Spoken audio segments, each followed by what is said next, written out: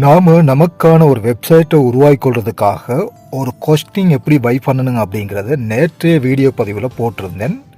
ஆகவே நான் ஏற்கனவே ஹோஸ்டிங் பை பண்ணியிருக்கிறதால நேரடியாக அக்கௌண்ட்டை இப்போ லாகின் பண்ணிக்கிறேன். நீங்கள் ஹோஸ்டிங் பை பண்ணல அப்படின்னு சொன்னால் என்னுடைய ப்ரீவியஸ் வீடியோ லிங்க் டிஸ்கிரிப்ஷனில் இருக்குது. அந்த வீடியோ பாருங்கள், எப்படி ஹோஸ்டிங் பை பண்ணுறது அப்படிங்கிறத அந்த வீடியோவில் சொல்லியிருக்கேன். ஆகவே இதுவரைக்கும் எங்களுடைய சேனலை நீங்கள் சப்ஸ்கிரைப் பண்ணல அப்படின்னு சொன்னால் இப்போவே சப்ஸ்கிரைப் பண்ணிக்கோங்க. கூட வர பெல் சிம்பிளையும் கிளிக் பண்ணி ஆல் நோட்டிஃபிகேஷன் கொடுத்துக்குங்க.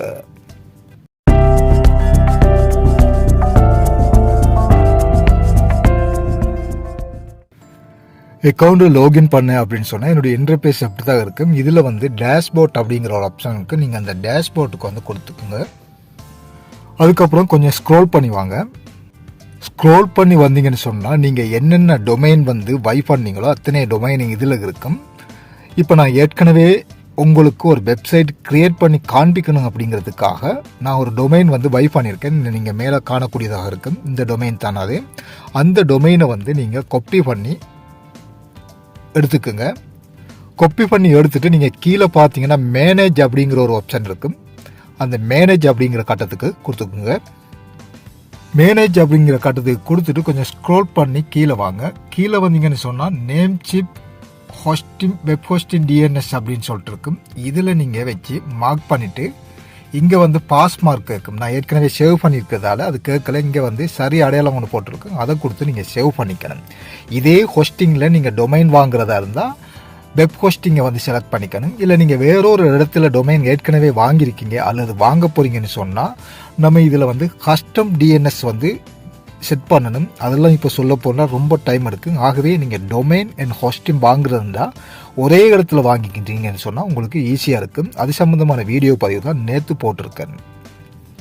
சரி, இந்த செட்டப்பை பண்ணிவிட்டு மறுபடியும் டேஷ்போர்ட் போய்க்குங்க.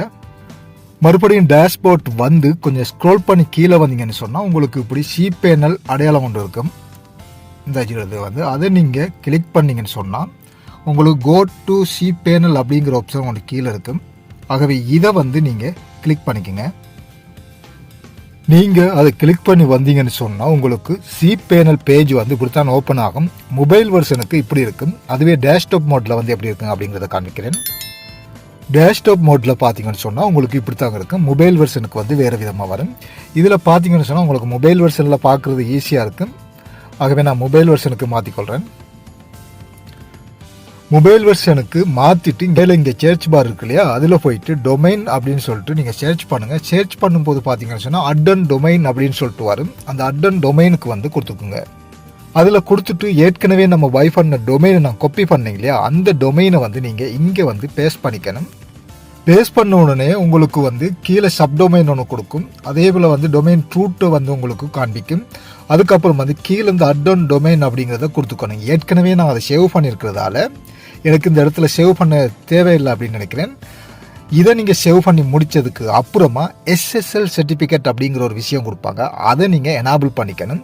அதுக்கு மறுபடியும் வந்து சிபிஎன்எல் மெனுக்குள்ளே போயிட்டு இந்த கட்டத்தை கொடுத்தீங்க அப்படின்னு சொன்னால் உங்களுக்கு இங்கே 1 2 3 4வது இடத்துல இந்த பூட்டு போட்ட மாதிரி SSL சர்டிஃபிகேட் அப்படின்னு சொல்லிட்டு வரும். அதை வந்து கிளிக் பண்ணிக்கோங்க.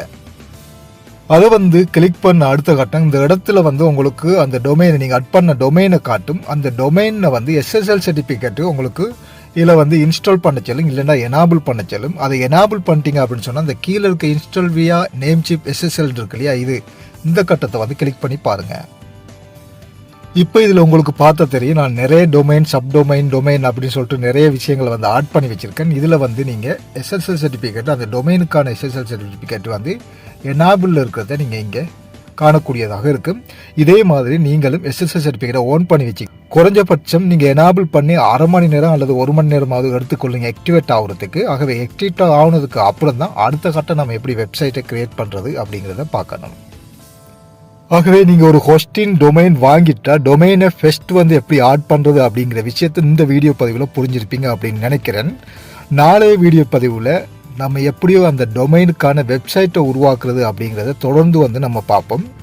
ஆகவே இந்த வீடியோ பதிவை பார்த்துட்டு நீங்கள் ஏற்கனவே டொமைன் பை பண்ணியிருந்தீங்க அப்படின்னு சொன்னால் இந்த வழிமுறைகளில் டொமைனை வந்து ஆட் பண்ணி ரெடியாக வச்சுக்கோங்க. ஆகவே நான் வலிமையாக சொல்லக்கூடிய ஒரு விஷயம், இந்த தகவல் எனக்கு மட்டும் தெரிந்தால் போதும் அப்படின்னு நினைக்காம மற்ற நண்பர்களும் தெரிந்து கொள்வதற்காக இந்த வீடியோ அதிகம் ஷேர் பண்ணுங்க. இதுவரைக்கும் எங்களுடைய சேனலை நீங்கள் சப்ஸ்கிரைப் பண்ணலன்னு சொன்னால் இப்போவே சப்ஸ்கிரைப் பண்ணி கூட வர பெல் சிம்பலையும் கிளிக் பண்ணிக்கோங்க. சரி, இதே போல மற்றொரு நல்ல வீடியோ பதிவுடன் உங்களை சந்திக்கும் வரை இப்போதைக்கு உங்களிடமிருந்து விடைபெறும் நான் உங்கள் நண்பன் சிராஜ் நகர் சாதிக்கேன். நன்றி நண்பர்களே.